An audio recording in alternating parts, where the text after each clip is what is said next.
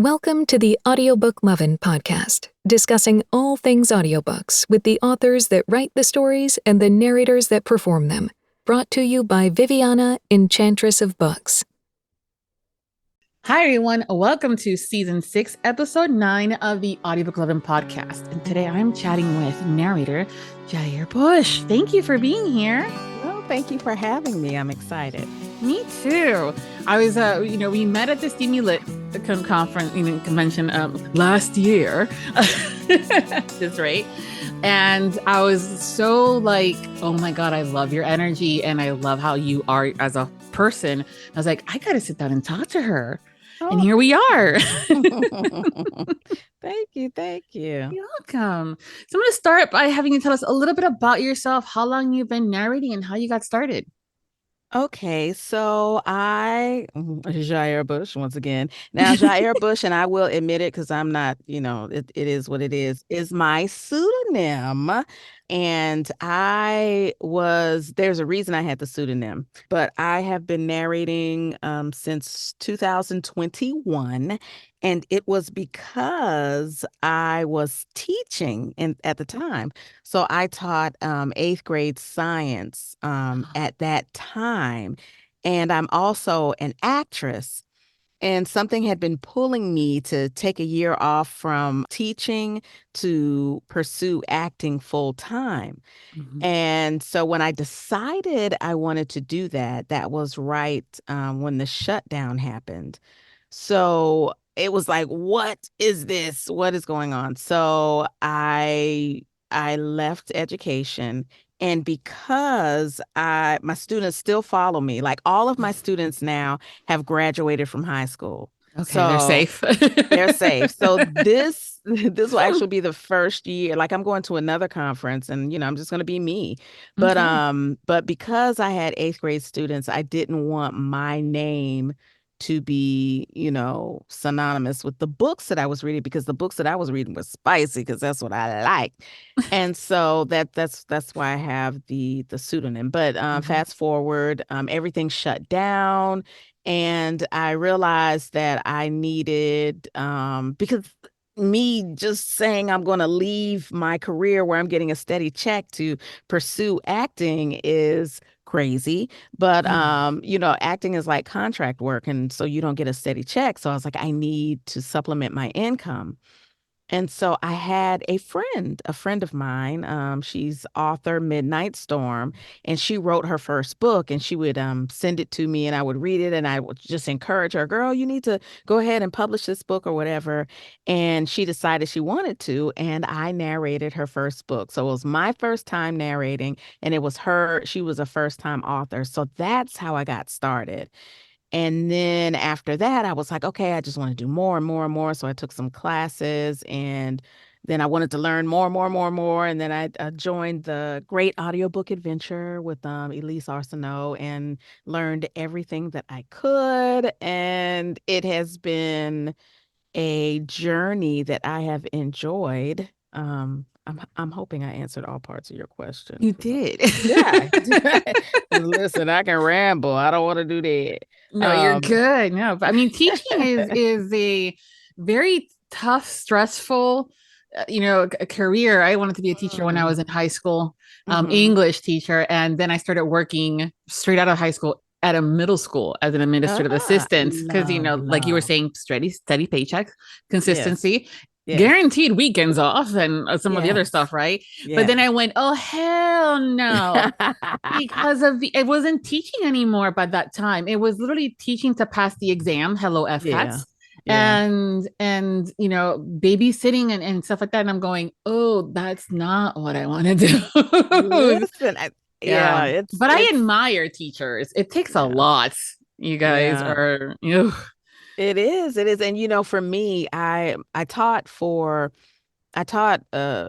school for a couple of years, and then I taught middle school. And then I got an advanced degree in educational technology. So I was an instructional technology training specialist, which meant I worked at the district level and I used to show teachers how to integrate technology into their classrooms.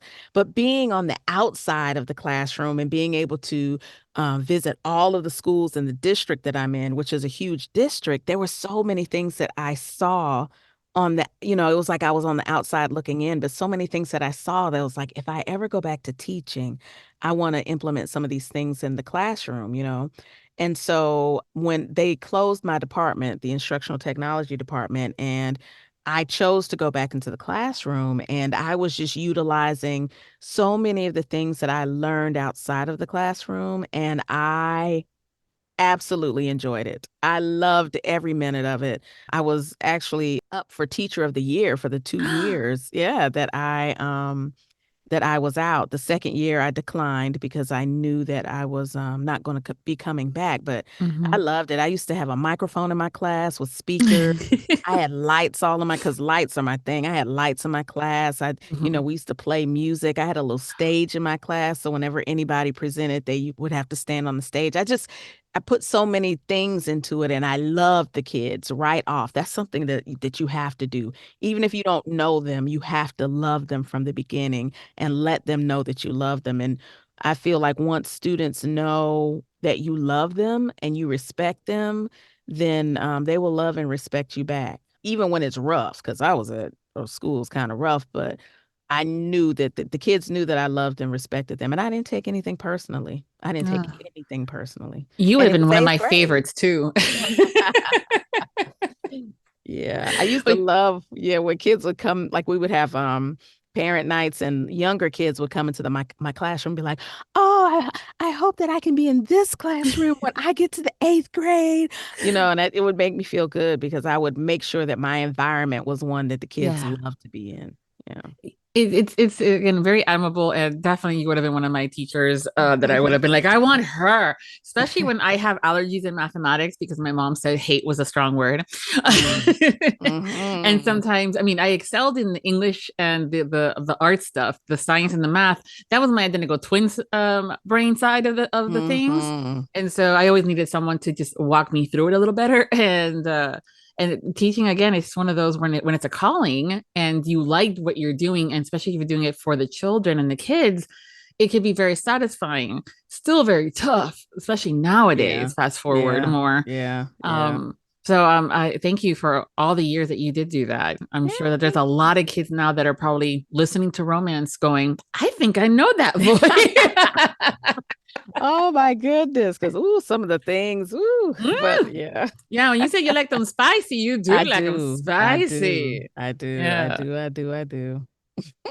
with the acting and stuff, what were you doing? And are you still doing some of that? Like, is it theater, stage, TV, more stuff? I will, as a matter of fact, I'll name drop some of the shows that I did. Oh yeah, they don't know what the name is anyway, but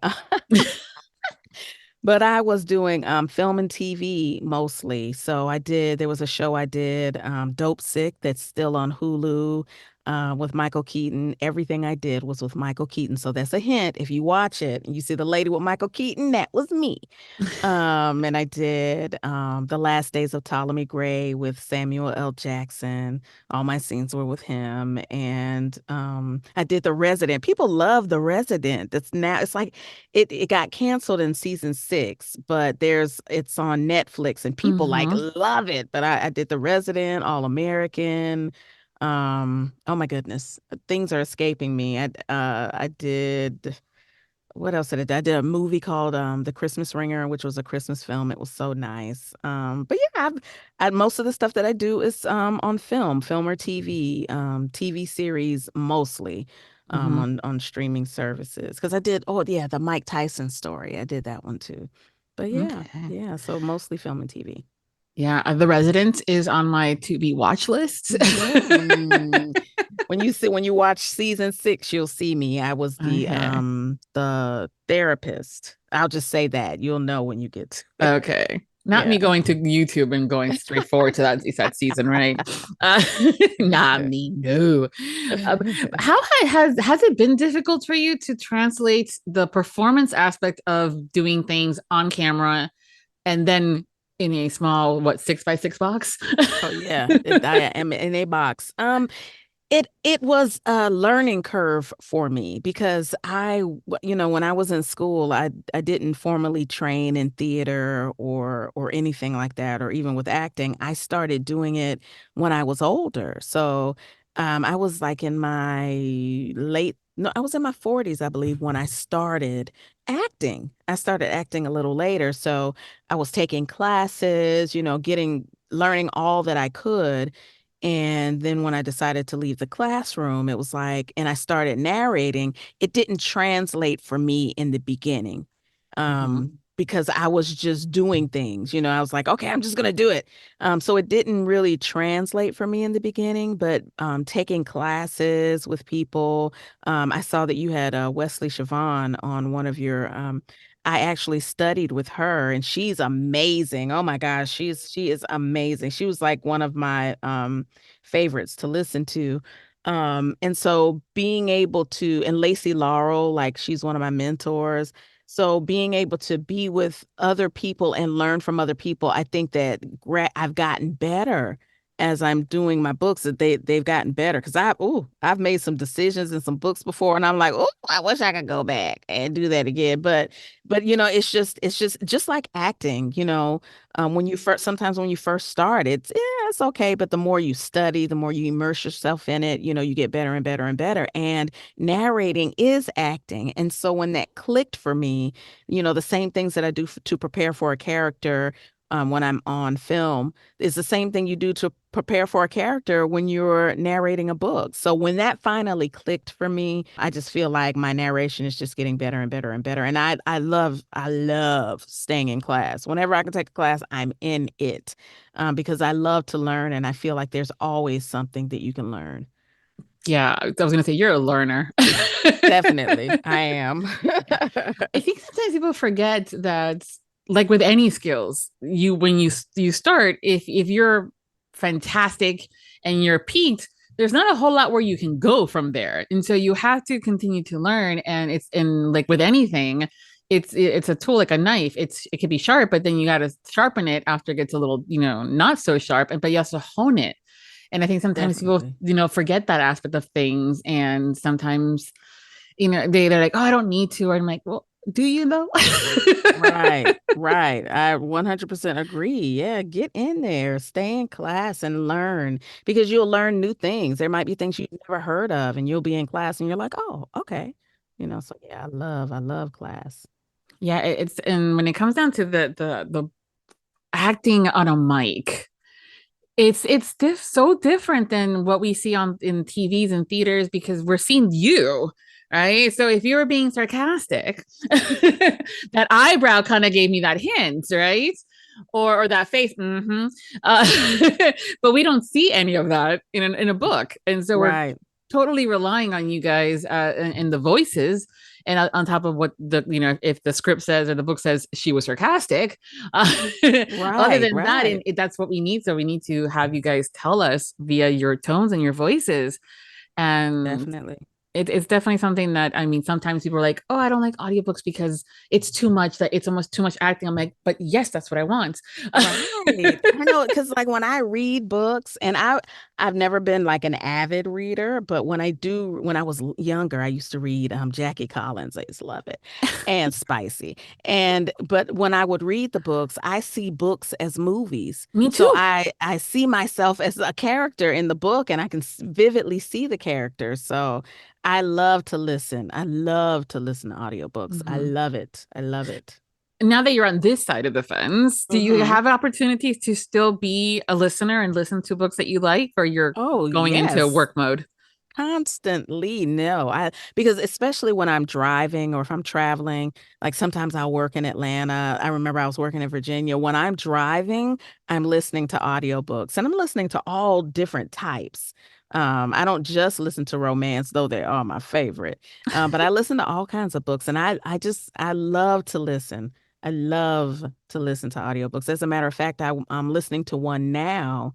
It was narrated by Lynette Thigpen, who was an actress who was on Lean on Me, and she was also on Carmen Sandiego. She was like but the name of the book is The Parable of the Sower by Octavia Butler, because there's so many contrasts between that book that was written like in the 1990s, but it supposedly is happening in the present of 2024. So it's like a futuristic book, but so many parallels, things that she said in that book are like happening today. Like it made reference to the fires in Los Angeles. And I mean, it just makes all these references. And I'm like, ooh, but it's a really good listen. And when you have a narrator who pulls you into the story, it just makes it all the better for me. So yeah, oh no, I still listen to audiobooks all the time. Good. Yeah. It's one of the things sometimes people worry about when they like to do something. And especially on the artist side of things, they're like, I don't want to start doing this for quote unquote work, because then it's no longer fun, which I understand. But I'm also like, I love this stuff. So it's one of those things where, I mean, I definitely got to work when prior to the pandemic, without me realizing how exactly I got there due to listening and getting so immersive, or getting there on purpose early just so I can sit in the parking lot to just for a few next minutes and be like, one more chapter. Let's go. We got time. Right. Oh, like that happens to me all the time. And I've done it for work too, because I did some books for an author, Ruby Dixon, and I had never listened to her work before. So I was like, okay, well, let me listen so I can get a feel for it. But I started listening. I got all up in the story. You know what I mean? It's like, I'm not thinking, I'm listening so I can get a feel, but it's like I'm listening because, ooh, this is good. Yeah. When you get caught up in a story and you're laughing on your own, or you're going, oh, hell no. But you forget that you're in cubicle world. And you might be the only one in that entire row or two rows, and you're going, Viv, are you okay? I'm like, fine. Right. They're like, you're listening, aren't you? I'm like, shh. That's funny. That's funny. I love it. See, I couldn't do that in my classroom though. Yeah. They're so nosy. Yeah, they are. And with the best of intent, but I remember my husband's a teacher and he teaches high school and Spanish. And so sometimes when I would go there to help him out, or like for open houses and stuff like that, the kids are always very curious. It's just their nature. But I remember too, like being in middle school, high school, reading, the books that were supposed to meant for adults. Things have changed a lot, and as far as some of that stuff goes, as far as what is included or not. But so, what are some of your favorite genres to perform? My favorite genre to perform is romance. I absolutely love romance. I like the erotica. I like the light romance. I like it all. I like it all. Friends to love. I don't know. I think because one of the a type of film that I love Christmas movies. And what the formula is for Christmas movies. They're all going to be the same, but I just love them, because there's always some different element to it. So most definitely, romance is my favorite. Now, there are some genres that I haven't done yet that I'd like to do. Like I've done some young adult, and I like young adult too.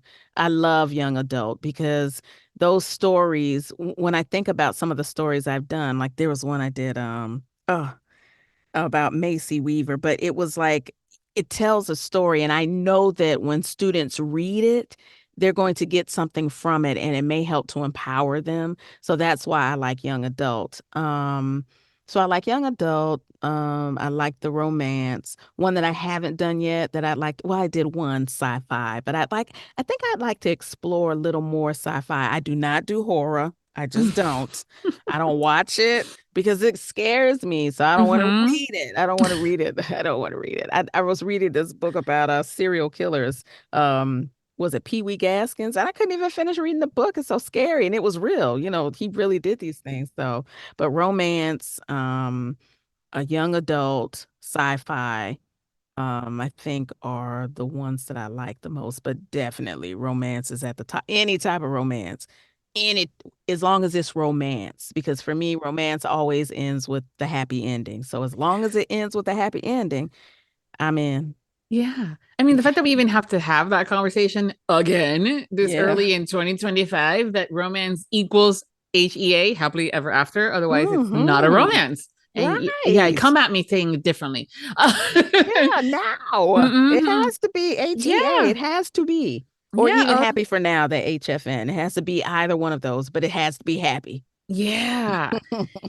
I know sometimes, I mean, like thanks to this, social media, where every couple of months we tend to go into this loop of, having to have that dialogue with someone across, somewhere about what romance entails. And I'm like, listen, it could be about a chef, it could be about an alien, it could be about a monster, it could be about a thing, but it has to have a HEA if it's a romance. Otherwise, it ain't. Yes. And yeah, and erotica is different because it doesn't have to be, it's not under the category unless it's erotic romance, then yes. But erotica, because I think sometimes maybe that's sometimes the miss in the conversation, and that they're talking about erotica, and I'm going, well, that doesn't have to have an HEA because it's not romance. That that's led by the sex and the steamy stuff. So a one night stand is fine. Yeah, but most of any of the erotica I've done has always been happy at the end. All of it has been happy because it's just what I prefer. And that point, it becomes erotic romance, though. Yeah, and stuff definitely. like that, because that means that there's plots and character and the steamy stuff. Erotica is just the steamy stuff, which is fine. I mean, hey, sometimes you just need a quickie. It's fine.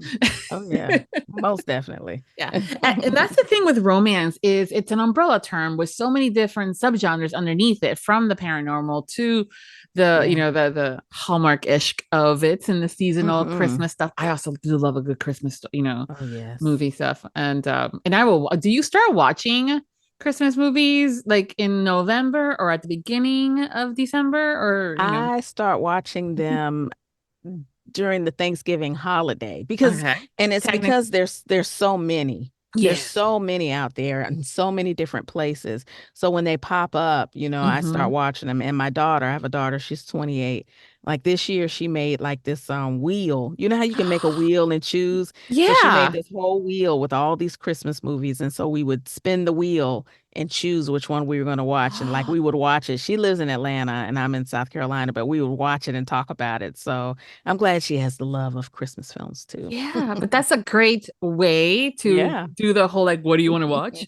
Because we fall into that trap, sort of like, what do you want to eat? Right. And more and more, there used to be just a few, and there was typically assigned to like a Hallmark concept and channel, and then now everyone in there is always a Christmas.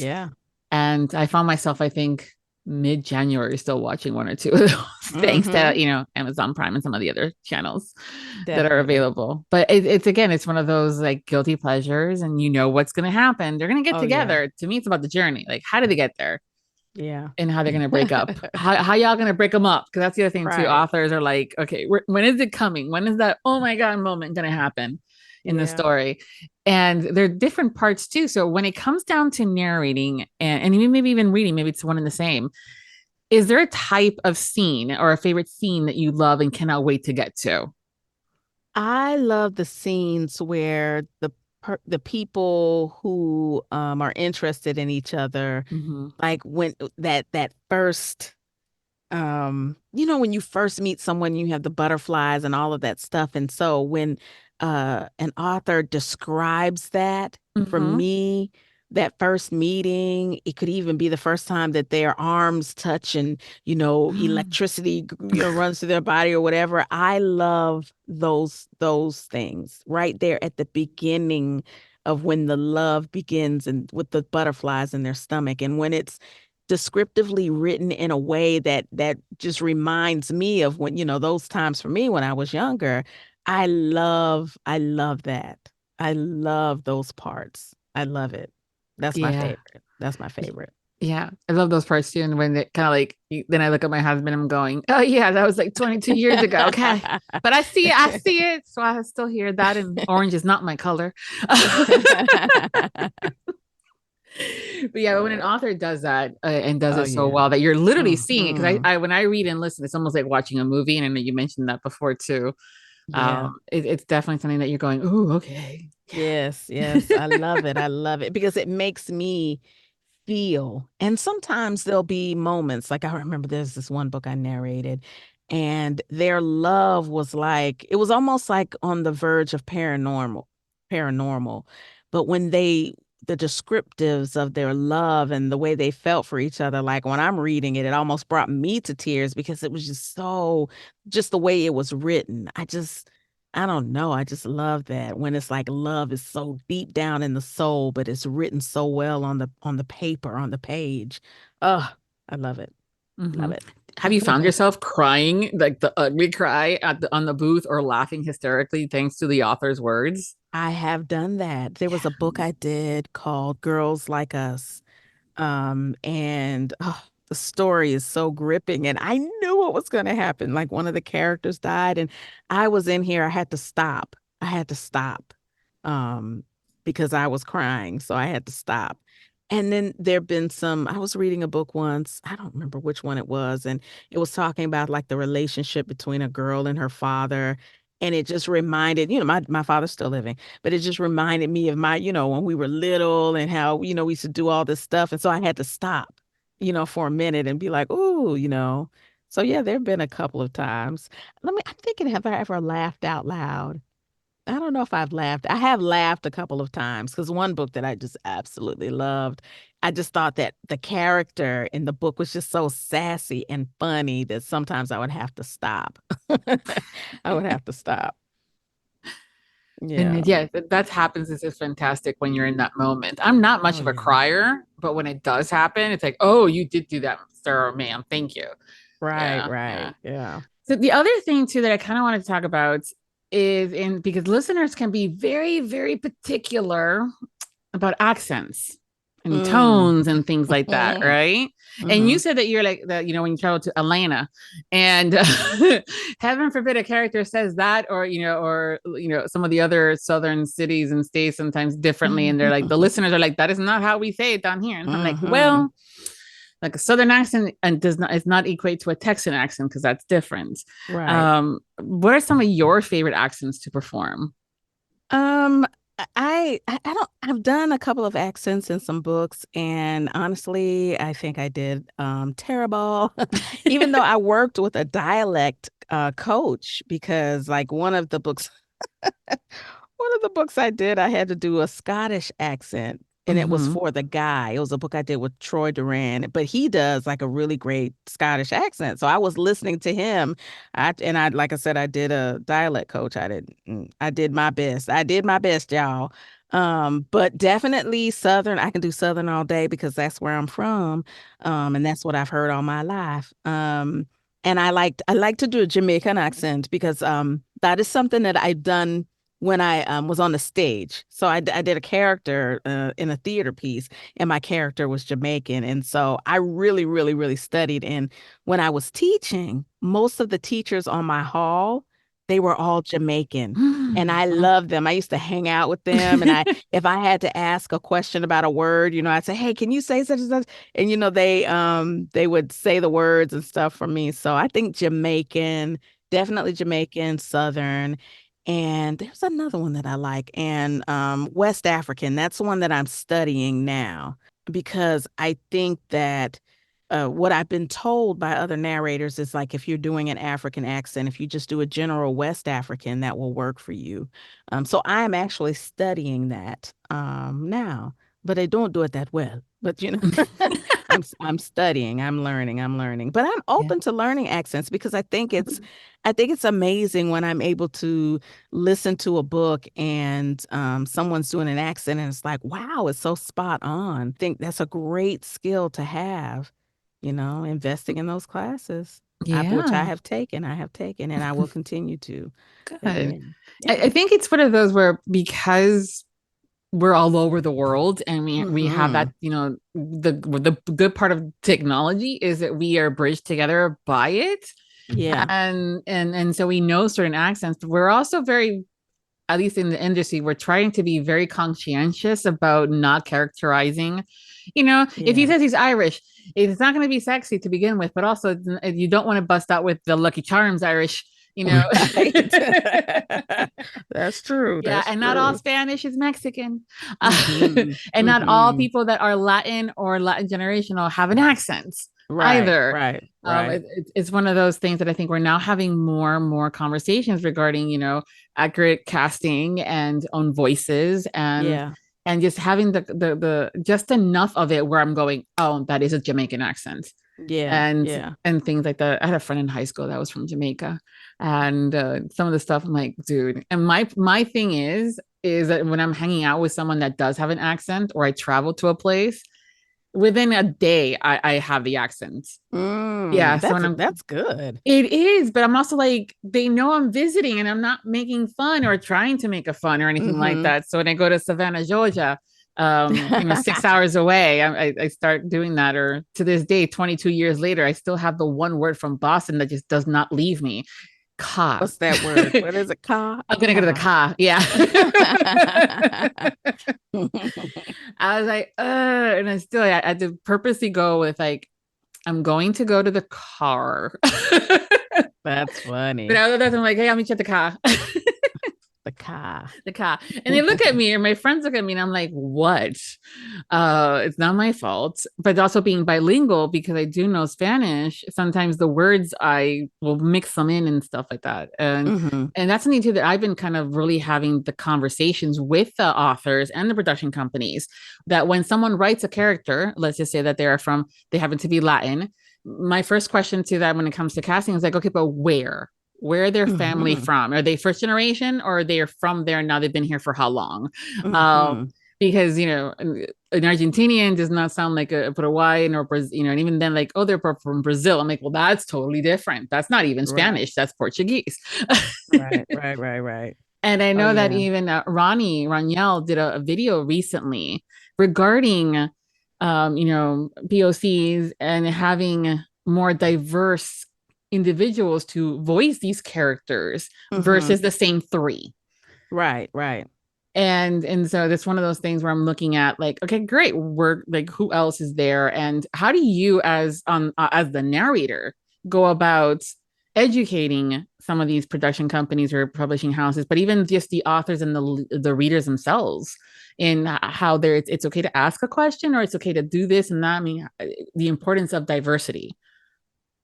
For me, I'm a little bit of an introvert, so I don't I don't reach out a whole lot, but I'm open if anybody asks me any questions, and I haven't really come across that yet, but I do know that there have been some, especially years ago, there have been some audiobooks that I've listened to that were read by someone who should not have been reading that book. And it's like it's a good book, you want to listen to it, but it's on the verge of offensive, almost. Yeah.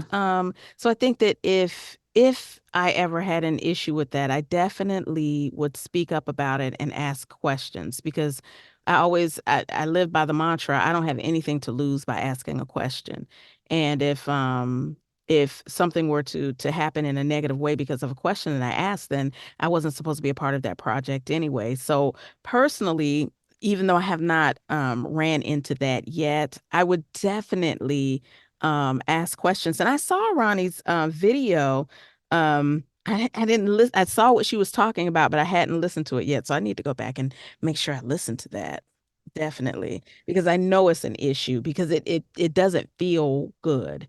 I know it doesn't feel good for me. Um, but yeah, it's definitely important to make sure that when you're casting, that you're casting appropriately, where it's not offensive to someone. Yeah. Yeah. And I mean, it's just one of those things where I would think it'd be common sense to some extent, but it's gotten better. So that's a good thing. And I think we're still getting there. But now the conversation, I think, is starting to morph into there's way more narrators out there that fit all these different demographics, from Asian to Pacific Islander to African American to Latinos. And it's not the same two. Right. I love Wesley. I love Wesley, but she's not the only narrator. I adore her, but you're right. And it's like that. It's like that with acting too. Like there's this huge movie, right, that just came out. Well, no, it hasn't come out yet. They just announced the cast, and I can talk about it because whatever. But it was based on oh my gosh, Children of Blood and Bone, the book, which was an excellent book. Everybody who they announced in the cast are all major stars, Academy Award winners, Academy Award nominees. And it's like, well, what about, some of the new faces? Mm-hmm. So it's like, don't forget about, there's a lot of people out here. Mm-hmm. There are a lot of people out here. So, and I think that part of that is like creating your own. So a lot of people create their own movie, short films. I wrote my own book. I just wrote a book. I did. I wrote it's my first novella. Mm-hmm. Do tell. It's a very short romance. It's called what is the name of it? You're the like, what is the name of it? It's called You're the Reason. And because I wrote the book because it was something that I wanted to see that I feel like I haven't narrated yet and I haven't heard yet. From a different perspective, from like from a male perspective. So I think that sometimes, if there's something out there that you want to do that you're not seeing, and sometimes you don't have that opportunity because you have this person who's like number 1 and you're like number 20, you have to start to create your own opportunities for yourself and put yourself out there so people know that you're there. Like, I'm trying to beef up my social media. And like I said, I'm always in class to get better because I want my voice. There are things that there are goals that I have within the audiobook industry as well, that I want to do these things, but I have to put in the work, Yeah. because I want to be seen too. Yeah. Well, I think it's and that's also part of the conversation that has been happening for the past couple of years regards to the narrators and how casting insert popular narrator here, especially on the male side, equals sales. And the reality, because I've done the math, it does not. And a lot of times authors feel and think, and sometimes it's pushed by the production companies or publishing houses that, oh yeah, if you get, again, insert popular narrator here, your books will sell. And that's not the case. I want someone that I haven't heard for the past 15 books, and or that is just brand new and a new voice. And but not to cut you off, the problem with that sometimes is that the listeners get so used to hearing that one voice that when you bring on another voice, oh my gosh, they pounce on you. Because I did a series and the book that I did was the last book in the series, and the lead in this particular book was a Black woman. So they wanted a Black voice. Man, those people tore me up because they loved the narrator who narrated the series and I don't sound like her. So they tore me up a little bit. So it's like it's like a double-edged sword. It was okay. It was okay. Some people, they welcomed it, but there were some people who, ooh, those reviews, woo. Ooh, yeah. See, that I can understand if it's within a series, and especially if it's the same character, which usually happens in like urban fantasies where the heroine is the lead and you have all this paranormal stuff happening and the overarching arc, for an example, of these characters. When there is a change of narrators and it's the same exact characters, I can understand a little bit of that. Okay, we're gonna give this a try. But when they're different characters for each book, so we have a brand new couple, especially for romance, we have a brand new couple in book 2, then in book 3, and so on and so forth. I'm totally fine with changing the narrators, because here's the thing: sooner or later, that author is going to put every single one of those characters at a dinner table, and unless you are in, your range is that wide and that big, or you're doing a duet narration and everyone is different sitting at that table, there's going to be a point where you may not even be able to tell the difference between the characters. Right. Yeah. And that's where the communications among the production companies, but among the narrators too, to keep things consistent is so important. Definitely. And so, like if you're going to pronounce this name by one narrator, it needs to be done by both narrators. Listen.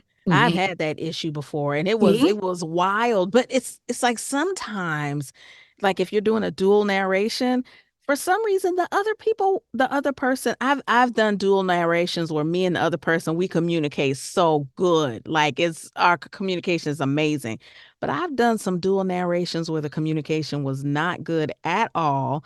And so when you get your pickups back, when you have to correct the mistakes, it's somebody's name. And I'm like, well, they wouldn't talk to me.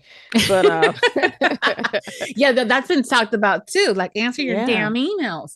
Yeah. And I think that because we're having the conversations out loud and in front of people, which there's nothing wrong with having it, as long as it's, professional and courteous, and I'm not busting out with, trying to throw a name under a bus or in the mud. It's important to have the dialogues, because sometimes you don't know what you don't know, and you could be no one told me, I'm so sorry, I thought, one email that I didn't answer, no big deal, right? I'm like, no, it is, but okay. Right. Yeah. And we're having those conversations because it's so important for that consistency. And also, we need to stop placating the readers. Yeah. I said it. I said it. I've been here long enough. I've seen the trends. I've seen what happens when the concern is so much about, you want to keep the customer happy. But sometimes if you're doing your job and you're doing it the right way, and you being the author, the production company, the narrators, and everything is good, they will give it a try. And they'll be like, oh my God, I did not know. Like, who is this voice? Who is Ja'Air? Why is she not here? We need her more, and that happens. Yeah. And, and also reviews are like assholes. We all have one. It's an opinion. It sure is. That is the truth. That is the truth. Yes. And there's moments where I'm going, did we read the same book? Right. Because they're raving about it. I'm going, I was a DNF'd it. And that's okay. It's just one of those things where I think having the dialogue and the conversations and having the proper castings and having the right accents, because not everybody from XYZ sounds the same or have an accent, or just because they're, Latino or they're African-American, they don't have that, what people's society thinks of the accents, which is so stereotypical and problematic. And that's the thing. And so 100% agree with you. 100% agree. Yeah, that was my TED Talk, folks. Sorry. No, that's good stuff. That's good stuff, because it's things that we need to talk about, Yeah. We need to have those conversations. Yeah. So when Ronnie did her video, I was like, go girl. I reshared that shit so fast. Yeah. I need when we get off, I am definitely going to look at it, because I love her. I think she's amazing. Do too. She so is. Amazing.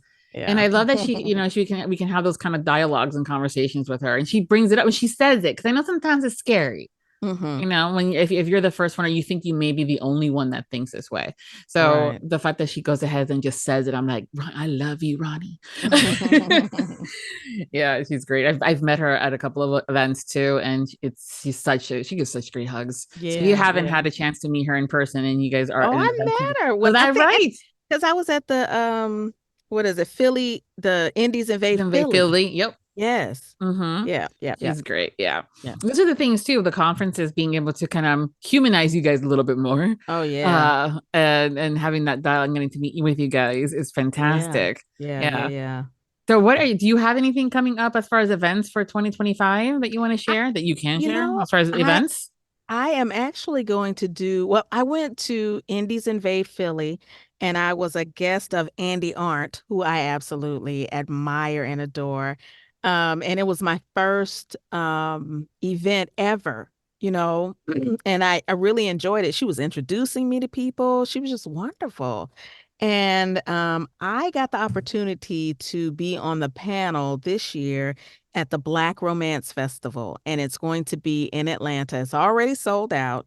But I'm going to be on the panel. I think Wesley is going to be there. So I've seen her because, I've studied with her, but I get to meet her in person and I'm looking forward to that. But that will be my first invitation and my first time on a panel. And I'm excited and honored and humbled, just like I was when I got your email. I'm humbled and thankful and honored, to even be considered. So thank you. And yeah. Thanks. Yeah. So for these events, you're going to be all prepared with your cough drops, because you're going to be doing a lot of talking. And I'm going to have to be. Yeah. Because like I said, I've never been on panels before. So yeah, I'm going to have to make sure that I'm ready. I want to be ready. Yeah, 'cause you have more people falling in love with you now. Yeah. Love me. Yeah, well, hey, you have this great energy about you, and you're funny, and it's just so sweet. So people are like, "Oh, we like her. Let's hang out." Thank you. Yeah. So we've talked a lot of business. Yes. Yeah. So I'm gonna get a little personal here.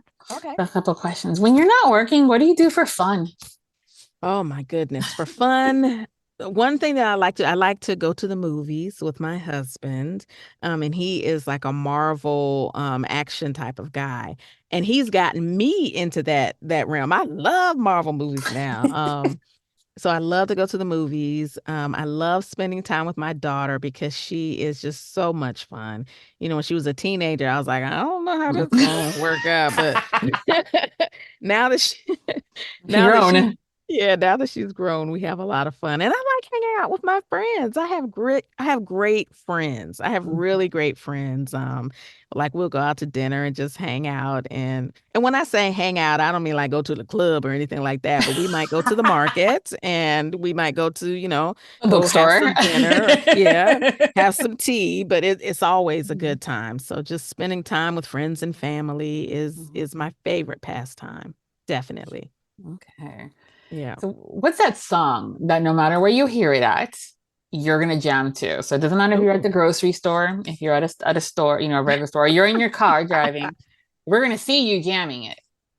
I am an old school girl. Old school all day. Of course, but I have to say Before I Let Go by Frankie Beverly, may he rest in peace, and Maze. The da da da. You can't help but dance. Whoa. You can't help but dance. And a song that I love, if I hear it anywhere, and it's called Lonely Like Me by the Gap Band. I don't care if I'm in the middle of the street. That song comes on, I'm getting up. I love it so much. Yeah, but most old school. If I hear old school jam, I'm getting up. I dance in stores. Now, I don't have any shame. I will dance in a store because I've been in stores and listening to the music because I just love oldies. And they're like, "Oh, you having fun?" Yes, I am. Yes, I am. Yeah, so oldies, but definitely Before I Let Go. Anytime you hear that, you got to get up on your feet. It's a given. You have to. Okay, perfect. Not me adding these songs to like a playlist. So when we're hanging out in public at a conference, I'm just gonna start jamming it. Listen. If you hear Before I Let Go, it's Electric Slide City. We doing the electric slide. Perfect. See, exactly. Yeah, I had someone ask me, Dave, why are you asking me this question? Like, because when I see you, I'm gonna press play. Press play. You see me out, you press play. Oh, we dancing. We dancing. Perfect. What's your favorite word? Now it's this two-part question because everybody's like, well, I'm like, no, it's not. The favorite curse word is the second part of the question. So, what's your favorite word? My favorite word? Oh gosh, I've never been asked that before. My favorite word would be maybe joy. Okay. Joy. I love the word joy because I don't know, it's a beautiful word, and it feels like when you say joy, then it just makes people smile, and it fills them with joy just hearing the word. And I love to smile and yeah, and feel good. So joy. Okay. Joy. It's a good word. Yeah. So your still favorite curse word? My favorite cuss word, and I'm gonna say is fuck. Because there's something. Let me tell you, my favorite actor is Samuel L. Jackson. My favorite, and he always says motherfucker, right? That is his word. And I think that's why fuck is like my favorite word, because it's like that word could be used in so many different ways. It could be happy, oh fuck, or it could be like I'm serious, like fuck. You know what I mean? No, I do. I can use that word as a noun, adjective, and a pronoun. So yes, that I feel like when you say that word, you mean business. It's not, the other words are light, but that word, that word is hard. That means like, oh, okay. Yeah. You put that in front of something, then you mean business. So I would say, yeah. And then depending if you're emphasizing the F or the U or the cuss part, and then there's an elongation of some of those parts, and you're going, ooh, she pissed, right? Or ooh, is that good, huh? Like, right, exactly. Exactly. Yes. Good. See, those are both great words. That's funny. Yeah. Yeah. Well, sometimes we, as a society, sometimes, I mean, like I grew up not cursing in anything. Like my mom was like very prim and proper from that perspective. Mm-hmm. And when she said, when she was upset and she can still make you feel this small without having to say anything. And then I got into high school and I met my at the time, my best friend Rosie, and she opened up that door. I think we were all cussing sailors in high Yeah, school. yeah. And then when I have, fast forward with my kid and stuff, I tried to do the parenting, good parent, quote unquote, where I wasn't going bullshit. I was going baloney and getting creative on some of the other stuff. And there was one author, Carrie Ann Ryan, who in her holiday series for Christmas, she was an elf and she didn't curse, but she went like peppermint schnapps and cinnamon sticks.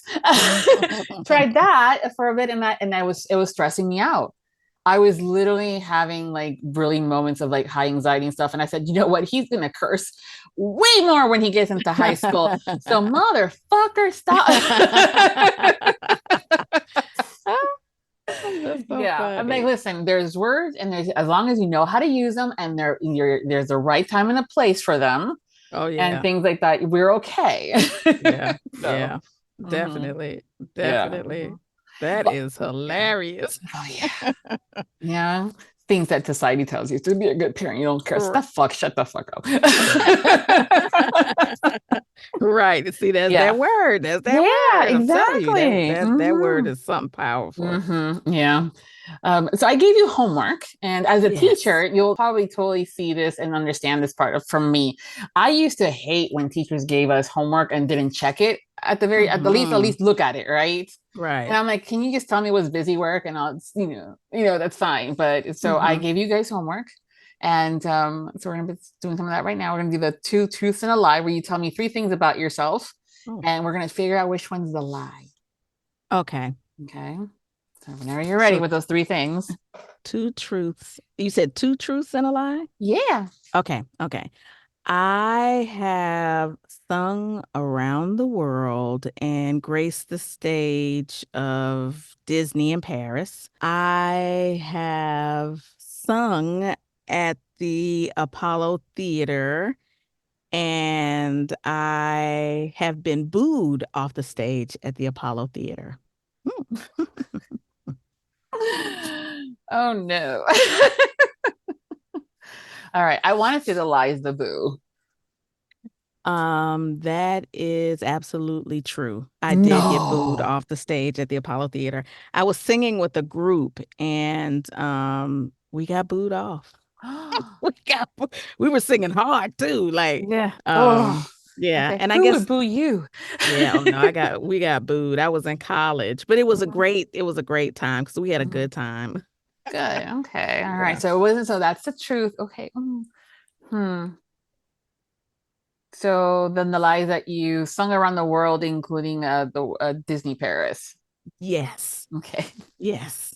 Now, because I've sung in many places, but not around the entire world. I've only like been to Europe and in the United States, so not the world.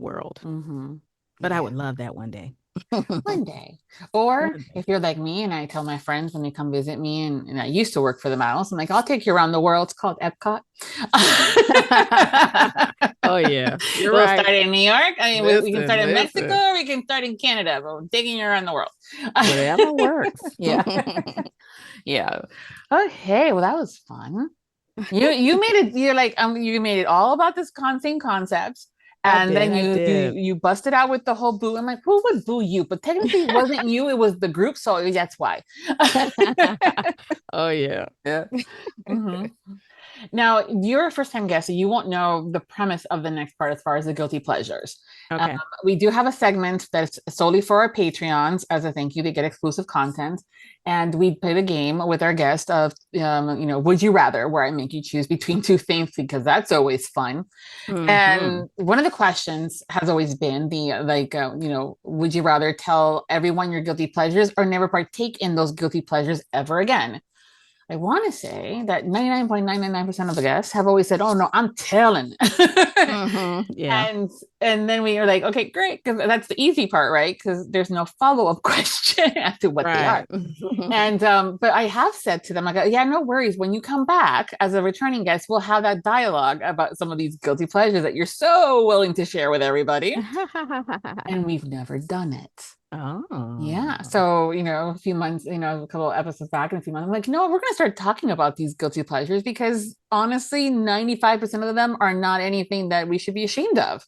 Right. Yeah. So what are some of your guilty pleasures? This is going to sound crazy. But one of my guilty pleasures is watching bad Tubi movies.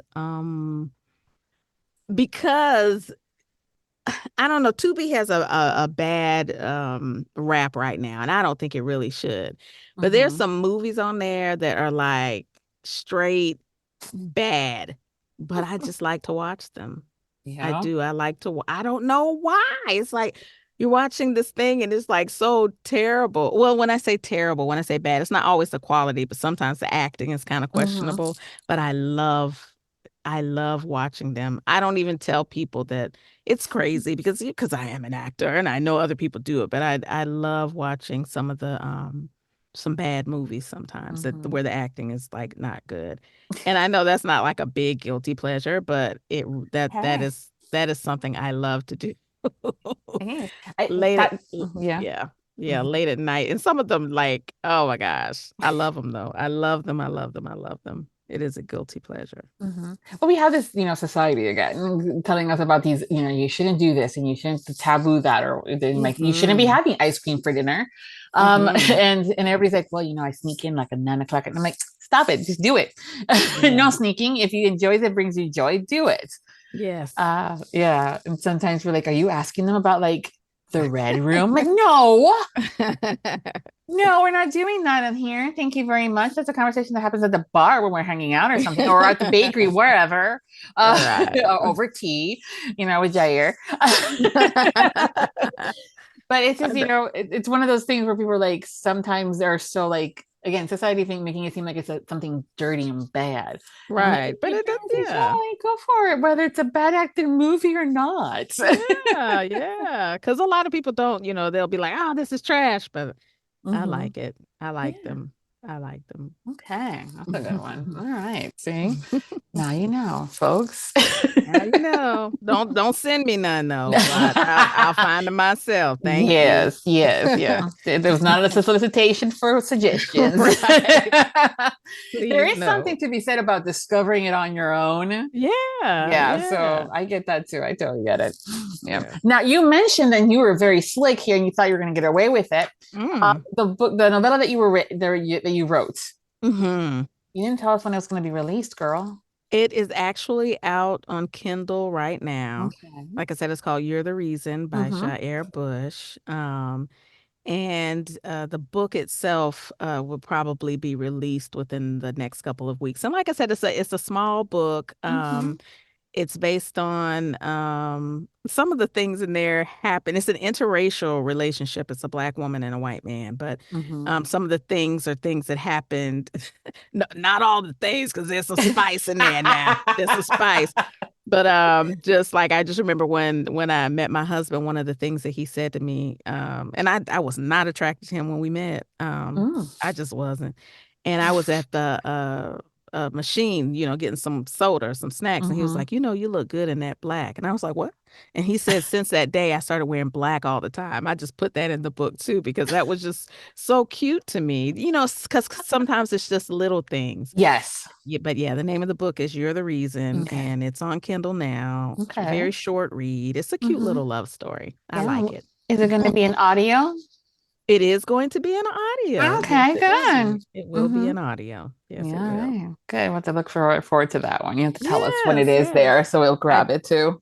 Definitely will do. Perfect. Well, before we go, tell us what you're currently working on and what's coming up next for you that you can share. What am I? Oh, well, I do have a movie. Well, I don't know what my name is, but I have a movie. I have a movie that's coming out this year. It's called Undercard with Wanda Sykes. I'm excited about that. I also worked on a movie. It's an untitled movie, but it's with the Christy Martin story.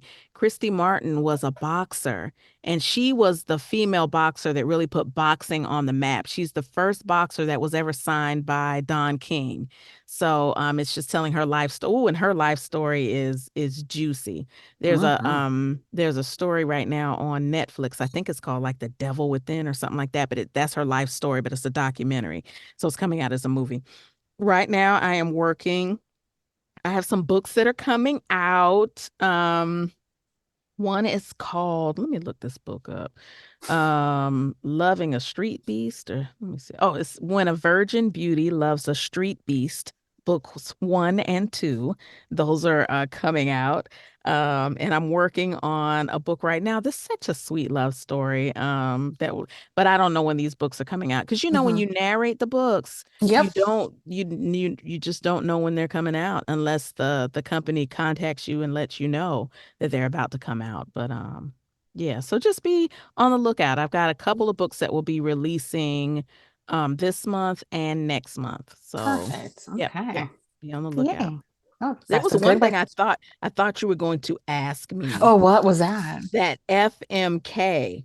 Oh, that's for our Patreons. We do that later, girl. Okay. Because I had to go through my books and say, let me see. Okay. You're so cute. I love you. Yeah. So, we have a Patreon, and it's one of those things where I was going like, what else? Because I'm not writing stories, right? So it's not like I can have the Patreons pick the name of a character, or like, hey, do they go left or do they go right? Right? What happens? And so we have these different segments. So we have the Would You Rather, where I make you, choose different things. We have a dinner party where I like three guests, living or past, who they are and why.